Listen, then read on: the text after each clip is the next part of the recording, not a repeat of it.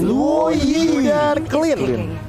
Oke, menarik banget mengingat Luoyi juga sangat amat mampu untuk melakukan teleportation dengan diversion pintu kemana saja. Nanti kita akan melihat pergerakan ganking kah akan dimainkan oleh teman-teman dari RRQ Hoshi dengan backstep movement. Tapi ternyata Matilda selaku roamer penutup dari teman-teman Onyx PH ketika nanti mungkin teman-teman dari Onyx PH ingin melakukan juara di gelaran M3 World Championship kali ini. Langsung menuju ke game yang kedua. Yes, game yang kedua. Mari kita bersama-sama berdoa satu sama. Samakan kedudukan dan kembalikan keadaan. Indonesia harus tetap bisa semangat. Dan bahkan kita lihat juga dari heart rate yang sesuai dengan prediksi dari KB ya. Wah. Di arah tengah tapi tampaknya tetap memakai assassin, tidak memakai tank. Yes. Dan ini bakal berbahaya banget karena lihat Kairi-nya udah mulai di-engage di awal game. But it's okay. Hanya memberikan poking damage saja. Dan bahkan di arah bottom lane-nya Bang Sin. Ini Marky benar-benar meng-outplay pergerakannya. Ini dia yang aku sempat bilang sama Bung Cornet ya. Ketika mage di gold lane, tugasnya adalah melakukan poking damage ke arah paksa ke arah marksman-nya biar dia recall. Dan dia mengeluarkan battle spell. Bang Sin 2 menit ke depan tidak akan ada flicker. Yes.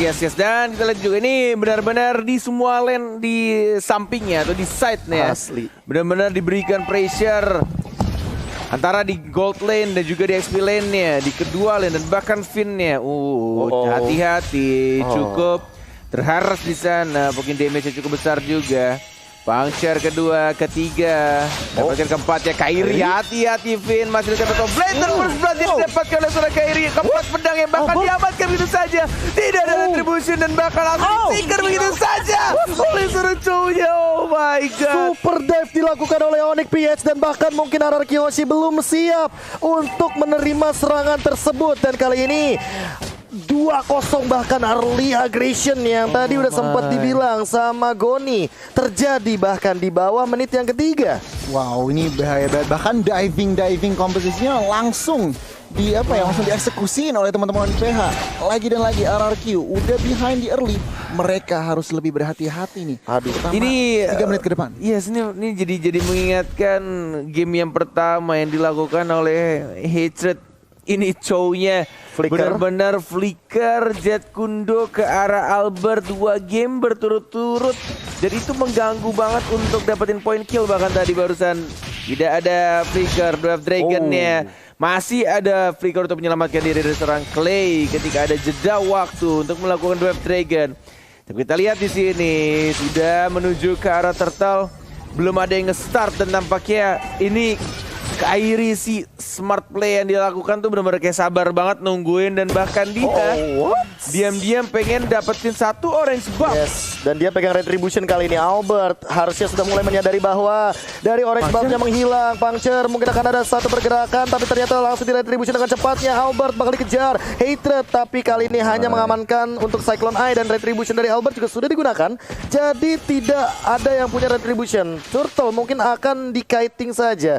Hanya untuk tarik ulur dan tidak akan ada yang bergerak ke arah top lane.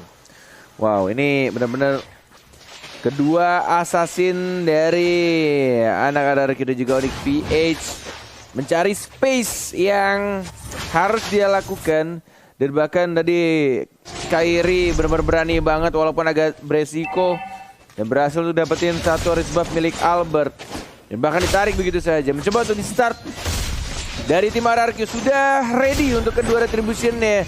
Half HP dari Turtle Eagle yang digunakan dan bahkan terkena seorang Albert ya sekarang bisa saja Turtle diamankan oleh tim RRQ dapat 1 point kill. Tempest of Blade mencoba untuk kabur dengan mengurang fit poise-nya. Tapi kita di sini Albert ya dan bahkan satu Falling Star bersama baik. Flicker sekarat darahnya mencoba untuk langsung maju ke depan dan R7 akhirnya men-shutdown pergerakan dari seorang Glarsky. Yes, itu dia yang aku bilang di mana Albert akan sangat memiliki keunggulan ketika di setup Turtle. Dan kali ini lihat perlahan-lahan mulai snowball dan pasti banget untuk mendapatkan keunggulan di early gamenya 2-2 dan bahkan lihat dari pergerakannya Kairi dia tidak mau kalah kali ini. Walaupun Albert perlahan-lahan tapi pasti mencuri untuk dari segi EXP dan goldnya. Tapi Kairi juga nggak mau ketinggalan. Lihat apa yang dilakukan. Dia mirroring yang dilakukan oleh Albert rotasinya. Albert ke atas, Kairi ke bawah. Mungkin dia tahu kalau power spike-nya nggak untuk di early game Bung Cornet. Iya, dia cari jungle ya, dia dapetin Yes, Kramernya. Makanya. Bahkan yang dapat turtle dari RRQ tapi level 8 duluan justru dari Kairi-nya. Karena dia ya diam-diam lah, dia cari farmingan-farmingan yang menurutnya aman dan bisa dia ambil entah dari Kramer ya, entah dari Orange Buff atau dari Rock Ursa dan bahkan 3 orang di area bottom lane-nya. Masih bisa untuk dibersihkan dan Wave Dragon ke arah R7 ya, R7 masih mencoba untuk kabur tapi langsung dari musuh begitu saja dan Fit Poise-nya langsung mengamankan 1 poin kill terhadap seorang R7. Wah, lagi RRQ masih behind, tetapi ini benar-benar smart banget dari Kairi, makanin jungle-nya dari Albert. Dan itu yang harus diperhatikan, Beloyski masih selamat dengan 1 HP. Tapi jujur ya, ini temponya jadi slow banget gue nih. Diturunin. Gornet. Iya, diturunin. Entah kenapa. Walaupun menggunakan assassin ya, tapi kali ini langsung ada I'm offended begitu saja. Finn mencoba untuk mengincar karena Marky 4 hero, bahkan langsung ada random execution dan bahkan dihilangkan Bang Sin. Dengan kali ini quick draw-nya mendapatkan 1 dan bahkan lihat pergerakan dari Clay-nya. Dia nggak mau mid lane-nya hancur juga. R7 bakal langsung mengcover dengan cepatnya ke bagian mid lane. Falling Star Moon pun dilontarkan dan bahkan Blarsky sudah melakukan sedikit rotation ke arah bottom lane untuk menukarkan pergerakannya dengan Marky. Yes, langsung ditarik begitu saja dan Wave Dragon nih cukup offside dan bahkan dari Hatred-nya masih ada flicker untuk cabut, mencoba untuk dikejar atau tidak. Masih bisa di cover oleh seorang Matilda dan sekarang malah Kairi-nya yang mencoba untuk men-set up turtle dan langsung mengajar seorang Finn-nya. Memang Vedette masih ditahan, belum dikeluarkan. Vedette-nya dihindari dengan menggunakan tempo split. Kairi mencoba untuk masuk ke arah turtle-nya dan langsung didistribusi begitu saja. Albert tidak berhasil untuk mendapatkan turtle-nya. Albert yang terjebak dan langsung di shutdown. Kehilangan Albert, kehilangan 1 orang dari tim RRQ plus turtle-nya. Tapi langsung di trade oleh seorang R7.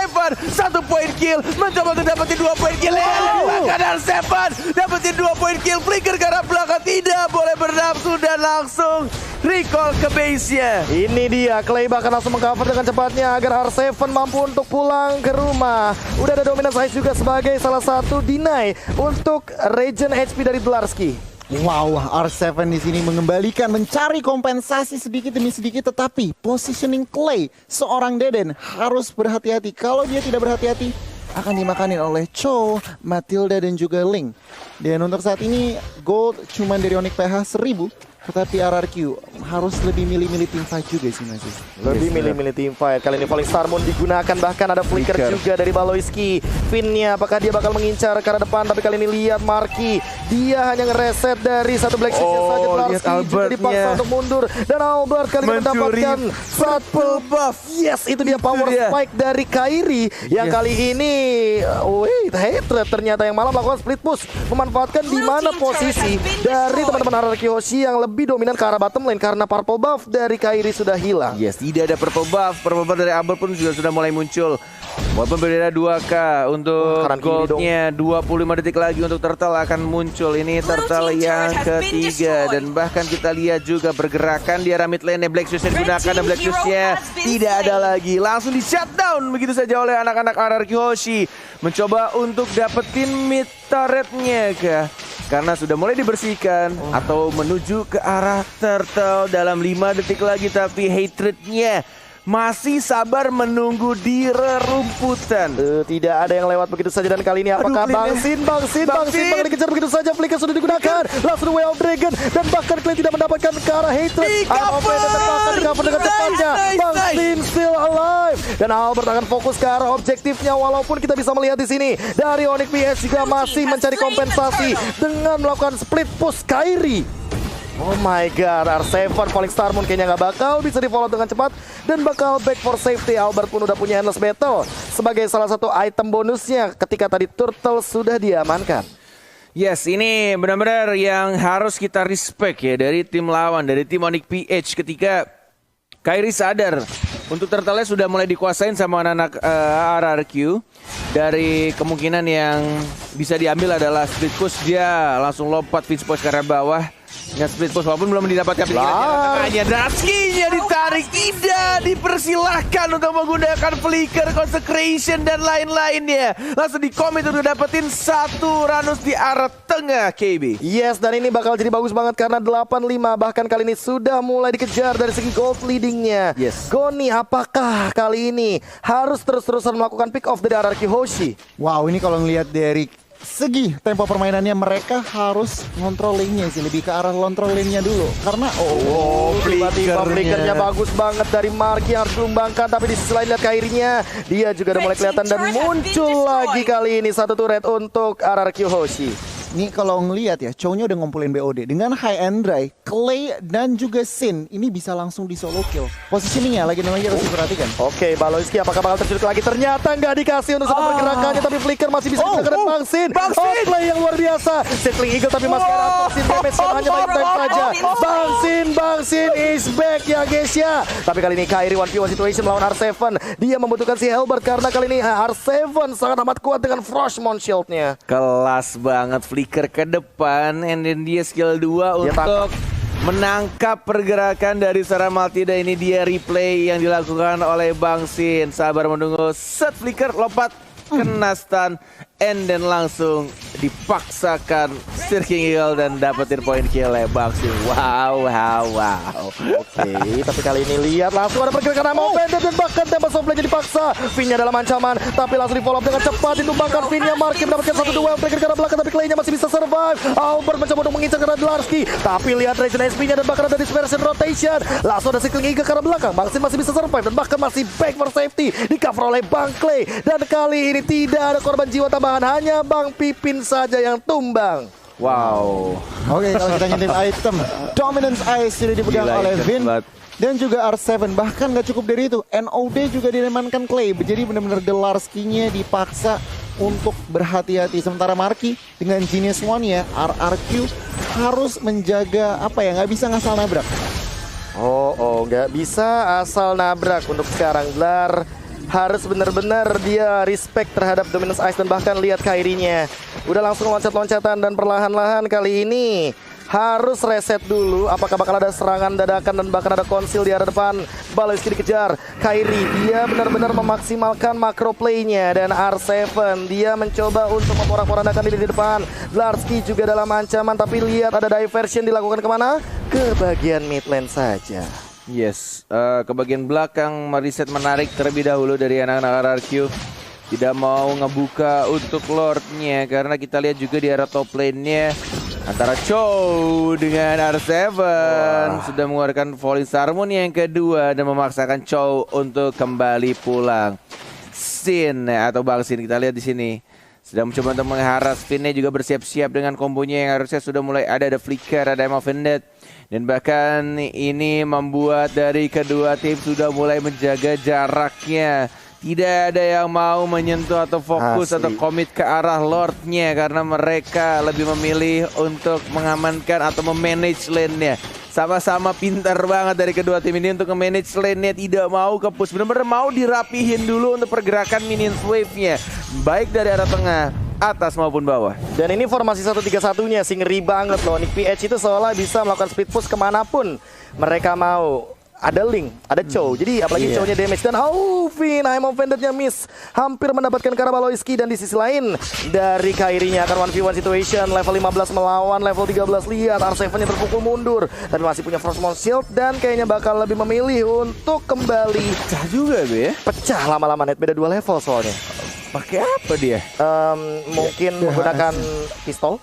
Udah pistol. Udah Maleficor udah harusnya. Udah. Jadi minimal kayak Dominance Ice gitu ya, tembus-tembus juga. Tapi Dlarski ini dia formasi 1-3-1 yang dimainkan oleh Onyx PH, di mana mereka itu selalu memaksimalkan untuk clear wave minion di mid, dibiarin aja untuk Marky farming sendirian, dan nantinya Dlarski, Hater dan Kairi yang akan melakukan rotasi secepat mungkin untuk melakukan individual push dan manage dari laning phase yang selalu dimention sama Goni. Sampai titik ini Sin dan juga Clay posisinya baik. Ada opening kali ini. Baloyski masih bisa survive sepertinya, nggak bakal bisa dengan cepatnya ditumbangkan karena masih ada absorb damage dan Marky Dia sudah mengetahui pergerakan dari Finn-nya, udah keluar dari I'm Offended-nya. Lihat Kairi juga udah mulai hadir. Bang Sin juga sudah mengetahui hal tersebut, langsung memberikan poking damage yang cukup tinggi. Ingat dari levelnya, Albert juga udah memiliki level 15. Dan untuk sekarang Kairi dan Albert hanya tarik ulur, main di jungle masing-masing untuk mengamankan purple dan orange buff-nya agar mereka tidak fall off ketika team fight terjadi nanti. Yes. Ini benar-benar game yang cukup menarik dari kedua tim. Bahkan kita lihat juga dari anak-anak Araki Hoshi yang mencoba untuk melakukan penyerangan, tapi balik lagi yang dilakukan sama anak-anak Onyx PH terlalu banyak speed pusher. Dan bahkan kita lihat Dusky-nya sudah mulai ketahuan dan tidak mau commit dari anak-anak RRQ. Lebih baik untuk membersihkan minion saja di arah bottom lane-nya. Dusky hanya menyentuh ke arah Lord, mau ngebait kah? Masih sangat tebal, cukup tebal, plus ada Matilda juga. Ini bener-bener pair banget sih. Tapi balik lagi ada R7 yang minimal bisa ngambil absorb damage-nya. Dan R7 ini kalau join team fight, dia yang harusnya paling diperhatikan karena dari R7-nya sendiri bisa untuk team fight jangka panjang. Oke. Oh, serangan diversion, pintu kemana saja kali ini akan ada 4 hero sneaky peeky. Akankah Onyx PH terculik begitu saja? Larsky lewat, Baloyski juga lewat kali ini. Lihat, belum ada pergerakan. Trigger disiplinnya juga benar-benar bagus banget dari teman-teman Onyx PH dan Araki Hoshi. Langsung perlahan-lahan mainin rumput lagi. Clay udah mulai melihat ada purple buff yang mungkin sedang dihajar perlahan-lahan, tapi mid lane-nya juga harus dipertahankan. Yes, walaupun daerah turret tinggal sedikit dan daerah bottom lane-nya minion sudah mulai masuk ke arah turret ketiga. Harus kembali reposition tapi dipaksakan perang di sana. Clay-nya flicker ke arah belakang dan langsung ditumbangkan dengan Tempest of Blade dari sana Kairi, dan bahkan I'm Offended dia tidak berhasil menarik satu orang pun KB. Dan kali ini Kairi-nya benar-benar bebas banget. 4 melawan 5, apakah bakal dikontes? Karena Albert setengah darah begitu saja hilang. Ketika di sana ada pergerakan dari Marky, dan kali ini Baloyski-nya memporak-porandakan formasi di mid lane. Bang Sin mencoba untuk memberikan poke damage, tapi ternyata Dularsky cukup strong di lini depan. Walaupun ada pergerakan life drain, tapi cuek. Baloyski mencoba untuk mengcover, dan Lord-nya bakal diamankan tanpa adanya kontes di menit yang ke-16. Lihat Dularsky bahkan tidak nge-trigger dari consecration-nya. Yes, itu dia. Ketika satu orang sudah terculik dan ini dilakukan oleh anak-anak RRQ, ya sudah ikhlaskanlah untuk Lord-nya. Yang penting bisa mempertahankan untuk next team fight-nya. Flicker sudah digunakan, satu Falling Star Moon ke arah Baloyski, tapi lagi-lagi ini damage dari Lilianya sakit banget sih. Dia nge-backup untuk pergerakan dari seorang R7. Iya, ngomong-ngomongin soal Marky memang sakit banget karena apa, Genius One-nya udah jadi, dan meskipun dari statistik nggak kelihatan impactnya, tetapi itu yang bikin banyak RRQ nggak jadi komit gitu. Zoningan, apalagi udah Divine Blade. Wah, ini susah banget untuk masuk, terutama dari seorang Finn. Oke, Finn harus lebih berhati-hati. Nah, shieldnya udah ke-trigger dan bahkan ada satu Black Shoes sudah digunakan. Lordnya akan berlenggang leha di arah bottom lane. Kali ini bahkan Dularsky melakukan blocking minion dengan sangat amat percaya diri di depan sana. Albert juga harus lebih berhati-hati karena kali ini dia bakal coba untuk di-engage R7. Bakal ada 1v2 situation di arah top lane, tapi kali ini tidak akan kenapa-napa. Mid lane sudah dihancurkan, bottom juga sudah hilang. Kali ini bahkan Kairi-nya lebih memaksa untuk mendapatkan satu, tapi Finn flickernya tidak kena, dan Falling Star Moon juga tidak ada target di arah belakang sana. R7 sendirian mencoba untuk kiting yang terjadi terkena efek slow juga. R7 belum mengeluarkan dari segi flick out-nya, tapi kali ini Marky bakal ditumbangkan. Retribution. Kali ini Albert mendapatkan 1 poin kill-nya, dan Onyx PH harus mundur perlahan-lahan. Ada diversion, apakah akan ada HBD? Surprise, Kairi bakal ditumbangkan, tapi enggak. Tempest of Blade, dan dia masih menggocek ke arah depan. Lihat Kairi pasang, dan dia masih survive, Bung Cornet. Gila.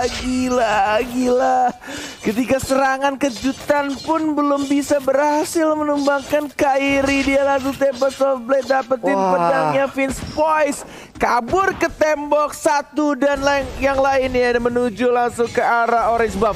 Ini benar-benar definisi dari fast hand si bocah Kairi. Gokil, men. Dan bahkan kita lihat satu Ivan Pendant dan Larski-nya tidak bisa bertahan. Langsung ke arah 2, tapi masih ada flicker ke arah belakang juga dari Barski-nya. Mencoba untuk dapetin satu purple buff dari Albert yang mencoba untuk nge-trade dari seorang Harriet. Trade-nya ditendang begitu saja ke arah R7. Tapi tampaknya di sini masih belum bisa dapetin satu poin kill. Albert dapat satu poin kill justru ke arah seorang Marky. Tuan muda Albert mencoba untuk menculik satu demi satu dan Kairi. Dia masih mainin dari macro play-nya. Bahkan lihat dia menghadang di depan recall back for safety. Karena dia tahu mungkin purple buff-nya sesaat lagi akan hilang. Karena yang dia pegang itu adalah purple buff dari RRQ Hoshi di bagian top jungle.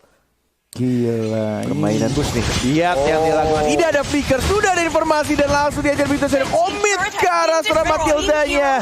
Diamankan, di-secure begitu saja oleh seorang Clay. Dalam 47 detik lagi, Lord akan muncul dan kita lihat permainan dari Argoji mulai pelan-pelan membalaskan apa yang terjadi menuju ke arah mid lane juga fokus dari serang Sinnya untuk dapetin turret kekerasan dan masih ada Don Run Wolf King-nya. Dari seorang Finn masih tetap ingin mendapatkan turret di arah top lane tanpa bantuan Lord. Mencoba untuk men-setup kembali. Belum ada tarikan dari seorang Finn, tapi Bang Sines sekarang. Oh my god. Langsung didapatkan begitu saja immortality yang pecah juga dari seorang Finn-nya. Dan Sin 50 detik kematiannya KB. Yes, Larski masih mencoba untuk bertahan. Dikejar tentunya dengan Hynix Edge. Tapi kali ini Clay, dia menggunakan diversion untuk mundur ke arah belakang. Pintu kemana saja, 4 detik bahkan kali ini Lord-nya sudah mulai terlihat. Albert harus lebih berhati-hati. Larski kali ini udah mulai muncul. Dealing damage per second-nya udah hilang. Bang Sin untuk 25 detik ke depan. Dan Lord sudah up, Goni.